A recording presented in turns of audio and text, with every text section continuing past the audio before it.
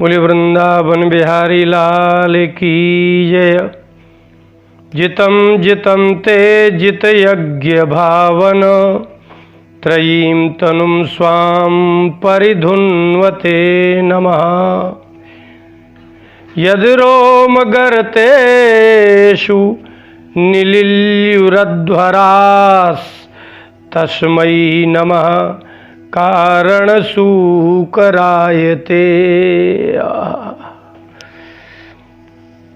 जिन लोगों ने गुरु परंपरा से शास्त्रों का अध्ययन नहीं किया, गीता का, भागवत का, रामायण का, उपनिषदों का, उनको भ्रम ही बना रहता है, जबकि ये सभी शास्त्र भ्रम निवारण के लिए ही है, आत्मज्ञान कराने के लिए ही है। किंतु यदि स्वतः ही पढ़ते हैं तो आपको शास्त्रों का रहस्य पता नहीं चलता। तुलसीदास जी की रामायण पढ़ी जाती है तो तुलसीदास जी एक जगह कुछ कह देते हैं और ठीक दूसरी जगह उसका मना कर देते हैं। ऐसे ही भगवान किसी जगह पर जिसका विधान करते हैं उसी को आगे मना कर देते हैं। तो इनके समझ में ही नहीं आता कि पहले तो कह रहे थे ऐसा करो, अब कह रहे कि ऐसा करने से कुछ नहीं होता। इस प्रकार का जो विरोधाभास दिखता है शास्त्रों में, भगवान की बातों में, वो कैसे निवृत्त हो? बिना गुरु परंपरा से पढ़े हुए को आप उस विरोधाभास को दूर नहीं कर सकते। हम आपको एक दो उदाहरण देते हैं। भगवान ने श्रीमद् भगवद गीता के 11वें अध्याय के 53वें श्लोक में कहा कि अर्जुन, नाहं वेदैर्न तपसा न दानेन न चेज्यया शक्य एवं विधो द्रष्टुम दृष्टवानसि माम यथा। भगवान ने कहा, अर्जुन, तुमने जो मेरा यह विराट स्वरूप दृष्टवान असि, जो तुमने देखा है, वो एवं विधा द्रष्टुम न शक्य, वह इस प्रकार से देखना सरल नहीं है। मेरे स्वरूप का दर्शन ऐसे नहीं होता। तो बोले जो लोग वेद पढ़ते हैं, बोले ना हम वेदई ही, न वेदों के पढ़ने से मेरे स्वरूप का दर्शन होगा, न तपसा, न तपस्या से होगा, न दाने न चेज्यया, न दान से, न च इज्जया, इज्जया माने यज्ञ से, इज्जया माने यज्ञ। आप ऐसे कर ही नहीं सकते हैं। तो ये क्या मतलब निकला? बोले ऐसे ही इसका तात्पर्य ये है कि जो लोग वेद का अध्ययन स्वर्ग प्राप्ति के लिए करते हैं, तपस्या सिर्फ बल प्राप्ति के लिए करते हैं, दान सिर्फ यश प्राप्ति के लिए करते हैं, और इज्जिया माने यज्ञ जो यश प्राप्ति के लिए करते हैं, तो जो दान, जो यज्ञ, तप और वेदों का अध्ययन संसार के पदार्थों के उपभोग करने के लिए करते हैं, तो उनका तो उद्देश्य ही अलग हो गया। मेरे प्रति, मेरे लिए वेद पढ़े, मेरे लिए तप करे, मेरे लिए दान दे, मेरे लिए यज्ञ करे तो ठीक है। ये है गुरु परंपरा से जब आप पढ़ेंगे तो आपको इसका रहस्य पता चलेगा। क्योंकि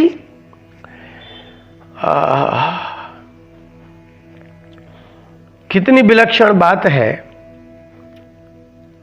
कि भगवान ने उपनिषदों में कहा, स्वाध्याय प्रवचनाभ्याम न प्रमदितव्यम, तैत्तिरीय उपनिषद के प्रारंभ में ही कहा उन्होंने कि स्वाध्याय से, वेदों के स्वाध्याय से और प्रवचन अध्ययन इत्यादि से, वार्ता से न प्रमदितव्यम, प्रमाद नहीं करना चाहिए।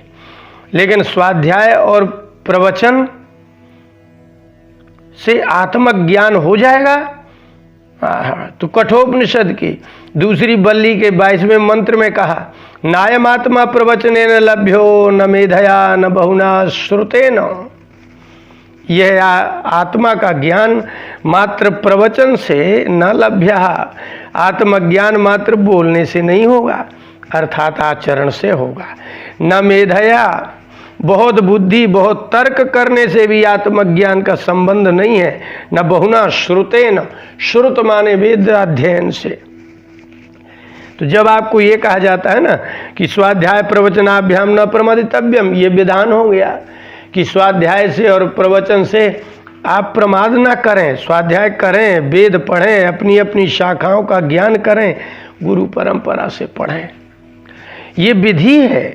लेकिन यदि इन्हीं विधियों का उपयोग संसार के उपभोग पदार्थों के लिए, यश के लिए होता है, तो फिर कठोपनिषद में दूसरी बल्ली के 22वें मंत्र में साफ कह दिया कि नायमात्मा प्रवचनेन लभ्या, मात्र प्रवचन करने से, बोलने से, मंच करके और सबको श्रोता बना करके करने से आत्मज्ञान होता ही नहीं, अर्थात मात्र वाणी से आत्मज्ञान नहीं हो सकता। न मेधया, आप 2 व्यक्ति बैठ करके, 50 व्यक्ति बैठ करके शास्त्रार्थ करें, खूब तर्क करें, एक दूसरे को पराजय की कामना से अगर शास्त्रार्थ करते हैं तो भी नहीं आत्मा का संबंध है, क्योंकि अंतःकरण में, हृदय में कामना ही कुछ और है। और ना ही बहुना श्रुतेन, बहुत वेद मंत्र याद करने से भी नहीं। तो जो विधि की गई है वो किसके लिए थी कि आप अच्छा, अगर आप वेद ही नहीं पढ़ेंगे, पुराण नहीं पढ़ेंगे, गीता नहीं पढ़ेंगे, तो आपको ये भी पता नहीं चलेगा कि भगवान क्या है, आत्मा क्या है, जीव क्या है, माया क्या है, ये संसार क्या है। तो ये वास्तव में इन सब का उद्देश्य मोह भंग करके आत्मज्ञान के लिए है। तो जो लोग मात्र प्रवचन वेद पढ़ के, इसलिए भगवान ने गीता के 11वें अध्याय के 53वें श्लोक में कहा कि अर्जुन, जो तुमने मेरा स्वरूप देखा है वह वेद पढ़ लिया और खूब कर्मकांड कराया, लेकिन हृदय में न उन वेद मंत्रों का कोई क्रिया है, न कोई प्रभाव है, तो ऐसे वेद पढ़ने मात्र से मैं दर्शन नहीं देता। उसका उद्देश्य ही वेद मंत्रों के द्वारा धन कमाना है, न तपसा। तपस्या तो रावण, कुंभकर्ण इत्यादि ने भी की थी, लेकिन उनका उद्देश्य ही कुछ और था। और नादानेन, लोगों ने बहुत बड़े बड़े दान दिए, लेकिन उससे यश और अहंकार ही प्राप्त हुआ। न चैज्यया, यज्ञ अगर स्वर्ग के लिए किया गया है तो स्वर्ग प्राप्त होगा, अर्थात वेदाध्ययन से, तपस्या से, दान से और यज्ञ से यदि आप संसार के ही स्वर्गादि पदार्थों का उपभोग प्राप्त करना चाहते हैं तो अर्जुन वही मिलेगा, मैं नहीं मिलूंगा। क्यों? क्योंकि किसी से मिलना तो अपने हाथ में है ना। भगवान चाहेंगे तो आपको दर्शन देंगे, यदि वो नहीं चाहेंगे तो आप जबरदस्ती कैसे दर्शन कर लेंगे। इसका तात्पर्य है कि जितना भी सत्कर्म है वो जिस उद्देश्य से किया जाएगा वही प्राप्त होगा, जिस उद्देश्य से नहीं किया गया वो प्राप्त नहीं होगा। फिर भगवान ने कहा तो मैं कैसे प्राप्त होऊंगा? तो बोले आपके तप का, आपके दान का, आपके यज्ञ का, आपके स्वाध्याय का, आपके प्रवचन का उद्देश्य मैं हूं, मुझे बनाओ। यही 11वें श्रीमद् भगवद गीता के 11वें अध्याय के 54वें श्लोक को देखिए। भगवान ने कहा मैं मिलता हूं। भक्त्या त्वनन्यया शक्य अहमेवं विधुर्जनो, अहमेवं विधुर्जनो। हे अर्जुन, अहम एवं विधा शक्य, मैं इस विधि से प्राप्त हो सकता हूं। कैसे? बोले जो तुम दान, तप और यज्ञ आदि संसार के लिए करते थे वो मात्र मेरे लिए किया जाए। अनन्यया भक्त्या, अन्य किसी की भक्ति ही ना हो, अर्थात संसार में यश, प्रतिष्ठा इत्यादि जानने का कोई प्राप्त करने की कामना ना हो। तो ज्ञातुम दृष्टुम च तत्वेन प्रवेष्टुम च परंतप। हे परंतप, ज्ञातुम मुझे जानने के लिए, दृष्टुम मेरा दर्शन करने के लिए, और तत्वेन प्रवेष्टुम तत्व पूर्वक मुझ में प्रवेश करने के लिए, अर्थात पुनः संसार में न आने के लिए यदि यही वेदाध्ययन, यही तप, यही दान, यही यज्ञ होगा तो मैं कृपा करूंगा। क्योंकि भगवान ने गीता के 15वें अध्याय के 15वें श्लोक में कहा, और गीता के 18वें अध्याय के 5वें श्लोक को देखिए, यज्ञो दानम तपश्चैव पावनानि मनीषिणाम। हे अर्जुन, मनीषिणाम, जिन्होंने मुझे प्राप्त किया है, जिन्होंने सत्कर्म किए, वो कहते हैं यज्ञ, दान और तप ये तीनों पावनानि, बड़े पवित्र हैं और ये मनुष्य को करना ही चाहिए।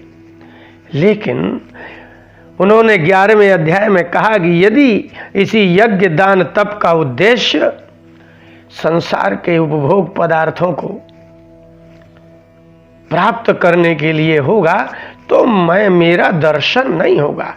इसलिए वेदों में, उपनिषदों में, गीता में, भागवत में जिन पवित्र सत्कर्मों को कहा गया है, अगर वो सत्कर्म भगवान को उद्देश्य करके किए जाएंगे तो भक्ति कहलाएंगे, और यदि वह स्वर्ग आदि प्राप्ति के लिए और संसार के सुख को प्राप्त करने के लिए यदि किए जाएंगे तो वो भक्ति नहीं कहलाएंगे। इसलिए आपके सत्कर्म भक्ति तभी बनेंगे जब हृदय में आपके उद्देश्य भगवान ही हो। उद्देश्य परिवर्तित हो जाएगा तो जिस उद्देश्य से किया होगा वही प्राप्त होगा। बोले भक्त वत्सल भगवान।